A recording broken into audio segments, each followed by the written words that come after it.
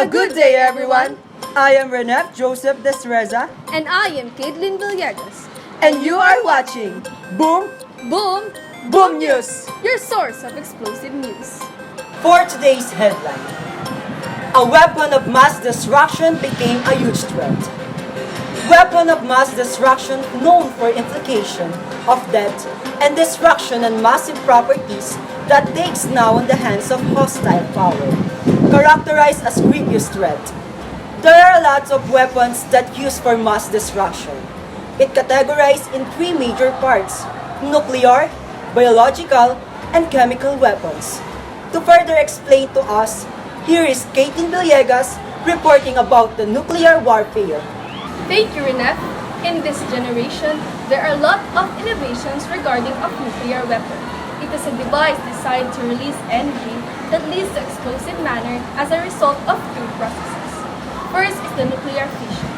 These weapons are commonly referred to as atomic bombs, while the second one is nuclear fusion, that referred to as thermonuclear bombs or more commonly known as hydrogen bombs. The result of nuclear weapons can be the combination of these two processes. However, in the state of nuclear weapons in the Philippines, the Treaty on the Prohibition of Nuclear Weapons had been signed by Philippine Foreign Secretary Alan Peter Cayetano last September 20, 2017. It is an agreement to comprehensively prohibit and eventually eliminate nuclear weapons. By this agreement, the nation will free from the negative effects of nuclear energy. This is all for my report. I am Khatelyn Villegas reporting. Thank you, Caitlin, for the information about nuclear weapons. In the other report, we have Rabi Torres reporting about biological warfare. Thank you, Renef. Every living organism in our planet is used as a weapon. It is called biological weapon, also known as a germ weapon. Any number of disease-producing agents such as bacteria, viruses, ricochet, fungi, toxins, or other biological agents that may use or utilize as weapons against humans, animals, or plants.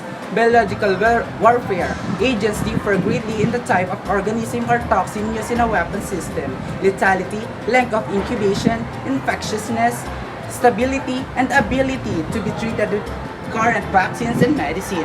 Biological warfare attacks can be made less effective or ineffective if the targeted persons have been vaccinated against a specific disease-causing agent used in attack. Moreover, the Philippines and other developing states, including the non-allied movement, stated in the legal obligation of state parties to facilitate the exchange of equipment, materials, and scientific and technological information for the use of bacteriological agents and toxins for peaceful use, so as not hamper the economic and technological development of these countries or those countries. That is all of my report. I'm Rabi Torres reporting. Thank you, Rabi, for that information. Let us now move over to Kerwin Hammer as his report about chemical warfare. Thank you, Caitlin. Chemical weapons formed in any devices where the common effects of it still progress on. It is several chemical compounds, usually toxic agents intended to kill, injure, or incapacitate enemy personnel. Chemical weapons are chemical agents, whether gaseous, liquid, or solid, that are employed because of their direct toxic effects of humans, animals, and plants. They inflict damage when inhaled, absorbed through the skin, or ingested in food or drink.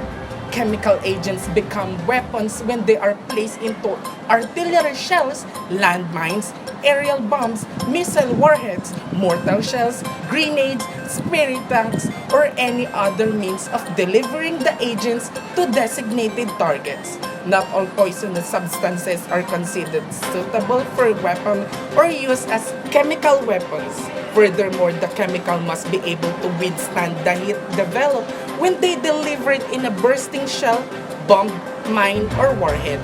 Finally, it must be resistant to water and oxygen in the atmosphere in order to be effective when dispersed. In the Philippines, it's reaffirmed the commitment to the objectives of the Chemical Weapons Convention or CWC and the full, effective, and non-discriminatory implementation of all provisions. It expressed the strong belief the international cooperation in the elimination of chemical weapons and stockpiles and non-proliferation of chemical weapons remained a continuing urgent concern.